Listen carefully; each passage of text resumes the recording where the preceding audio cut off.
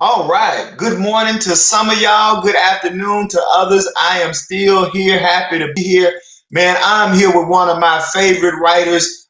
If you have not read Brother Hoskins' Dance Music, Sexual Romance, a song by song blog examining the music of Prince in chronological order, you need to start doing that. He's also the author of Rude Boy, Prince as Black New Waver. And I'm just always appreciative that when we can have a brother like Zachary Hoskins who can tell the whole truth, the uncut truth, the pure truth, the funk in pure form. And so I'm gonna get out the way and let Brother Hoskins give you this in pure form. Take it away, brother. Thank you so much, Seeley. This is a highlight of my life, having Seeley introduce me like I'm George Clinton. It's all downhill from here. So yeah, thank you so much for that great introduction. Thank you, D'Angela, for inviting me. Thank you for letting me present on this incredibly niche topic. As you can see, my presentation is I Wish We All Were Nude, Alan Bolio's infamous shower poster as aesthetic linchpin and artifact. I have two warnings. The first is there will be nudity in this presentation. So if that's a problem, I'm guessing it's not a problem because it's controversy day. But just in case it's a problem, just be aware. I will say though, I tried really hard to keep it softcore. It's all R-rated, no NC-17. Just like a hard PG-13 to R. And then the other thing I want to warn you just came up this morning is my cat is very curious about what we're doing today. So if she jumps in like she just did a couple minutes ago, I'm just going to do my best to soldier on. So here we go. So when I think about controversy, I don't necessarily think of the album cover. I think of this image that you're seeing right now, which is the poster, also taken by Alan Bolio, the cover artist for Controversy, and honestly, probably my favorite Prince photographer, or certainly in my top two. I would go ahead and say, and I just think this image it's fascinating. We all know it, of course. Prince in the shower. You can see the shower head there. He's wearing nothing but his black bikini briefs from the Dirty Mind era, a gold hip chain, which you kind of have to get in there to see it. It's very thin, and an insouciant stare, of course. And then there's this vulgar stream of water, I call it, dripping down from the bulge in the black panties. I feel that the vulgar stream of water, like panties themselves, is pivotal. And then a crucifix hanging next to the shower. And there's plenty of other things we can talk about here, but I think that's you get the gist. And so why am I presenting about this poster? I think there's a couple things. I think one of the reasons I wanted to present about it is because it's still, for lack of a better word, controversial. Everyone, it seems like, who was there at the time, and probably a lot of people who weren't there at the time and who came along later, like myself, seems to have a story about the poster. When I was doing the test run last weekend, Arthur had a great story about the poster. You should ask him about it if you talk to him. There's also personal dimension. My fiance hates the poster, and we're moving house soon, and we've had several minor, I'll call them discussions. We've had several discussions about whether I can display the poster, where I can display it. When every time the poster comes up, she says it disgusts me. And I think some of that, the divisiveness is fascinating. You can see here there's a range of quotes from Prince.org when the poster came up. Everything from Prince looks like a wet rat to I'm glad I didn't go blind from having the poster on my wall and let's say interacting with the poster, but I was willing to risk it, to simply, this might be my favorite, just gross. So, and this is decades after the poster came out. So I think the idea that it engenders this kind of division within the fan community is very fascinating to me. I'm actually presenting from a PDF today, so you can't see the video. But this is Will Ferrell from Blades of Glory, and you might also recognize that Jay-Z and Kanye West sampled it. He says it's provocative. It gets the people going. He's talking about My Humps by Black Eyed Peas, but I think it also applies to this shower poster. So let's put this poster in context with some of Prince's earlier pinups, basically. And he came out with at least one pinup per album at this point. Although Controversy, I think it's worth noting, is the first one to actually come in the album. So first we have this poster from For You. I don't know the photographer. It might be Joe Giannetti who took the cover photo. I couldn't find this information. If you know, let me know. I'm curious. This showed up in a lot of promotional imagery for You. There's a tour book that came, or not a tour book, he didn't go on a tour, but there was a promotional book that came out of it. It hung in record stores. It was, I believe it was a centerfold in Right On magazine. And I think, this is a sexy image. I wouldn't call it a provocative image. I think it's well within the bounds of a young male R&B star in 1978. He has the afro, the mustache, leather jacket, the Ankh necklace. He could almost be one of the more obscure Jackson brothers here. And by 1979, things have changed a lot. He no longer has a jacket. He's now replaced that with some very revealing red shorts and white suspenders. He has this Farrah Fawcett blowout. And this one is interesting, this kind of transitional image. This comes after the famous quote that Stephen mentioned in his presentation just now about Prince telling his band that he wants to portray pure sex. But he hasn't quite nailed down the ratio of or the exact contents of the sex that he wants to portray.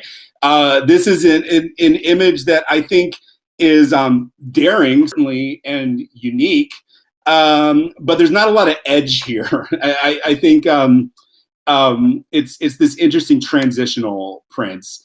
Then, of course, we're all familiar. And I also forgot to mention that's the first photo Alan Bolio took of Prince. So that's an interesting, a lot of this evolution is very heavily connected with Bolio as a photographer. So now we have another Bolio shot from Dirty Mind, the panties again, but he's also wearing bandana, has the jacket, thigh highs.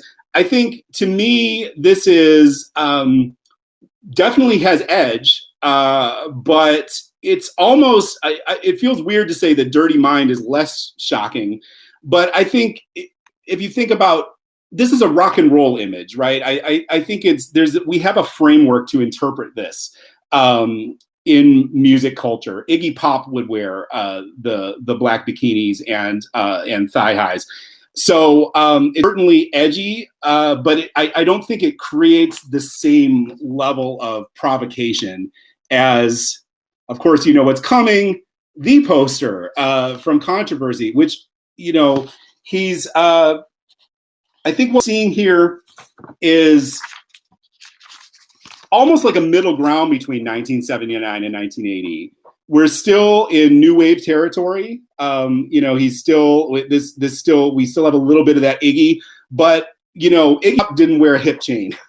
And where our eyes are much more drawn to the crotch, there's the parted legs, the stream of water, the hip chain, and then we have this added provocation of the crucifix. And so the way that I think about this, and you can challenge me on this, I'm more than welcome to, but I feel like a parent in the late 70s, early 1980s would probably be okay with the For You poster hanging on their teenage son or daughter's wall, would probably not have been thrilled about the 1979 poster, but maybe would have tolerated it, would have been even less happy about Dirty Mind, and absolutely would have taken the shower poster right off the wall. So there's two kind of aesthetic currents going on here that I think are interesting and that I want to spend most of this presentation sort of unpacking. The first is called porno chic. So 1981 came toward the end of what is now referred to as the golden porn, which began roughly with the release of Andy Warhol's Blue Movie in 1969. That's the first sexually explicit film to receive wide theatrical release in the United States. Though I do want to, I want to give, I think I want to give credit to experimental films that came before that, like Jack Smith's Flaming Creatures and Barbara Rubin's Christmas on Earth, which were both from 1963. But in terms of wide theatrical release, it was Warhol's Blue Movie. And you can see here from this lobby card, there is, we're in the shower. I think, so if you've seen Boogie Nights, you know what the golden age of porn was. It was a period mostly in the 70s when pornographic films like Deep Throat in 1972 were sort of inching closer to the mainstream and being taken more seriously by critics, and also influencing legitimate cinema. I think the probably most famous and successful example of that is Bernardo Bertolucci's Last Tango in Paris from 1976. But I had to put the frame from Prince's favorite, Caligula by Tinto Brass from 1979, because of the inspiration for Get Off. And I will say Caligula really tested my ability to find non-hardcore imagery. Controversy specifically comes in the early 80s when you're seeing the rise of home video pornography, which created a new accessibility and also resulted in a decline in production values. Audiences no longer had to go to the theater to see their dirty movies, but could watch something that was shot on video in the comfort and privacy of their own home. I love that ad turned to a sure thing, showing this couple watching porn together in their very 1981 living room. There's a magazine that I found online. You can actually find it. You can find it on a website called the Rialto, which is about the golden age of pornography, where they literally archived every issue of Video X magazine from 1981. And this is a magazine that was specifically designed to cater to this new audience. And I was struck from looking through Video X that you can see traces of Prince's aesthetic here, including, as you might imagine, a fair amount of shower scenes. There's one on the right. And I think Prince was kind of his era. Porno chic was something that was infiltrating a lot of popular music at the time. I think you could also, Madonna had some of it, plenty of other artists, but I think Prince was the most explicitly porno chic of the early 80s. And I think you can see that in these images on the next slide here. Even the seemingly innocuous image on the left has a sexualized charge because he's on the bed, he's giving a color look, and honestly, there's the aesthetic here of low budget video porn. And one of the things that struck me looking at some stills from these films is that this kind of slightly upscale, but obviously a real person's bedroom, this is very much, it feels, it's central to the aesthetic of pornography. I think, before reality TV, the ways that we would see this kind of image of a person in just a normal bed that's not necessarily stage designed, that is meant to look sort of voyeuristic, is through porn. And of course, I had to put the hookers here. The other main aesthetic current we're looking at here is punk and new wave. Of course, I have to talk about punk and new wave. This is kind of my thing. Like Celie mentioned, I almost presented again about Prince as a black new waver, but I wanted to do something a little bit different. I think we can trace back punk's obsession with bathrooms, specifically toilets. We can trace it all the way back to Marcel Duchamp, his 1917 piece Fountain, which was just a urinal presented as a sculpture. I think we can trace it back to this photo by Robert Davidson, famous photo of Frank Zappa on the toilet, and also the Rolling Stones' original Beggar's Banquet album cover by Barry Feinstein, which was considered too crude for record stores in 1968. And then, so part of this is because punk is obviously interested in baseness, in grubbiness, in grittiness, dirtiness, and sort of rubbing the detritus of mainstream late capitalist society in its own face. But part of it is also just because punk venues have some famously disgusting bathrooms. So I think there's a little bit of lived experience in that. Well, so here's the CBGB bathroom in 1976. Honestly, looking cleaner and more habitable than I've ever seen it, because that was pretty early in the CBGB era. Here's a photo by Bill Bernstein of the Mud Club bathroom, and then this is not really. This is not chronologically accurate, but I had to include 7th Street entry in Minneapolis. So this photo is not from the late 70s, early 80s, but this is, of the 3 punk bathrooms here, this is the one that Prince was likeliest to have used. Again, you can see Prince adopting this aesthetic around the time of controversy. He was never, I think, uncouth enough to be photographed next to a toilet. But he's here with some sink fixtures in this photo from, I believe this is early 1982, also by Alan Bolio. And then, very interesting, he's here on the cover of New York Rocker in the shower, his own shower, as far as I know, from his home Iowa Trail in Chanhassen, Minnesota. He's wearing this very new wave suit with the skinny tie and all. He's marketing himself to this punk new wave audience. And using that bathroom imagery, but putting his own spin on it. So, I think where I'm going to end up ending here, because I over-prepared for this presentation, but I think it's a good place to end. This is an advertisement that ran in Interview magazine. If you don't know Interview, it was co-founded by Andy Warhol. Interesting. So it's really something that sits at the intersection of porno chic and punk and new wave. Warhol, of course, we already mentioned, Blue Movie was kind of opening the doors for pornographic films in mainstream theaters. At the same time, he was also a patron of the punk scene through his connection in New York, through his connection with the Velvet Underground and Max's Kansas City. And so this is an advertisement I'd never seen before. I really came up in my research, and the way that he chose to sell himself to Interview. And so I think the caption here is interesting. It's much too small to read, but I put the text on here. Prince decided he'd better act fast.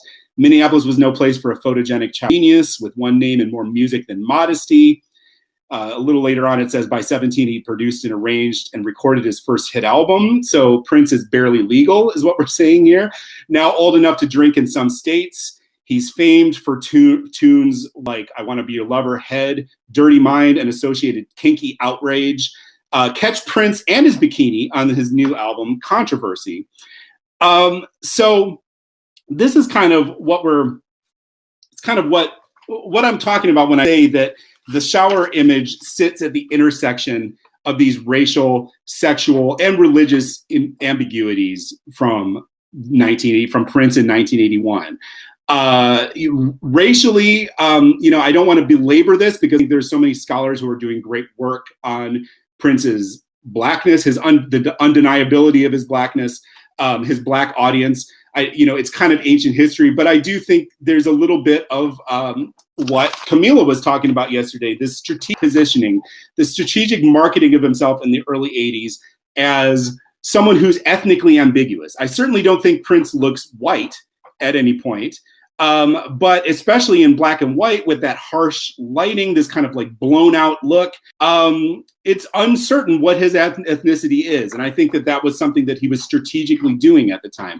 I think also it almost goes without saying that he was presenting himself as sexually ambiguous. And I think there's a lot more research that needs to be done in this area, because I find that, we see queerness in Prince's aesthetic, and it's almost sort of something that we can take for granted. It's like, well, obviously he's wearing a bikini, but I think that I'm really interested in investigating some of the currents and how much he was consciously taking from gay culture, because just in my very cursory research, I feel very convinced that he was deliberately borrowing from gay visual culture of the period. And I have some evidence that we're not going to get to. But if you read my blog, if you read The Dirty Mind, or if you read the controversy article, Am I Straight or Gay? The part 2, I did 3 parts on controversy. If you read that, you'll see some very interesting parallels between Prince's Dirty Mind controversy era visual presentation and gay visual culture of the time. And then of religion, I think the most provocative thing about this, and I was very interested to hear Stephen mention that, you know, he specifically singled out the Lord's Prayer in controversy as the part that you turn down so your parents don't hear.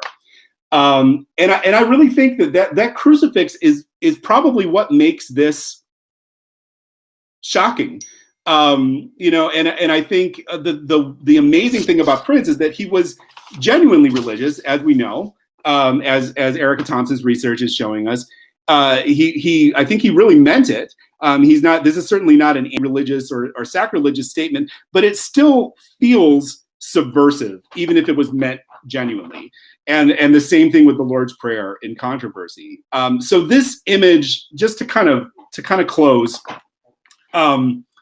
this image is encapsulating in a really amazing way all of these tensions that he's playing with in controversy. And I think presenting these tensions as, presenting identity as something that is not fixed, that is malleable, that is changeable, and that is constructed. And one of my favorite lines from controversy is, was it good for you? Was I what you wanted me to be?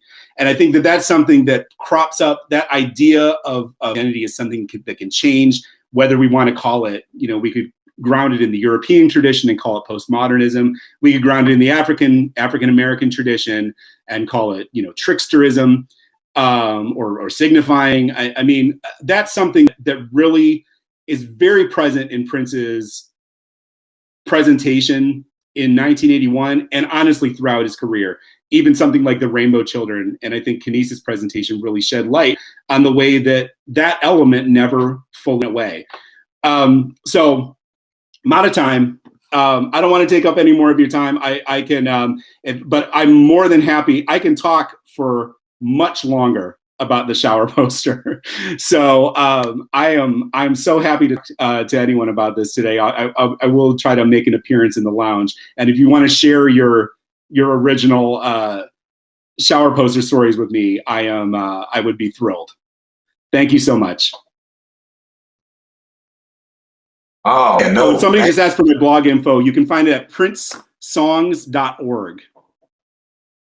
Man, thank you so much. Again, another third presentation that had the chat room just lit.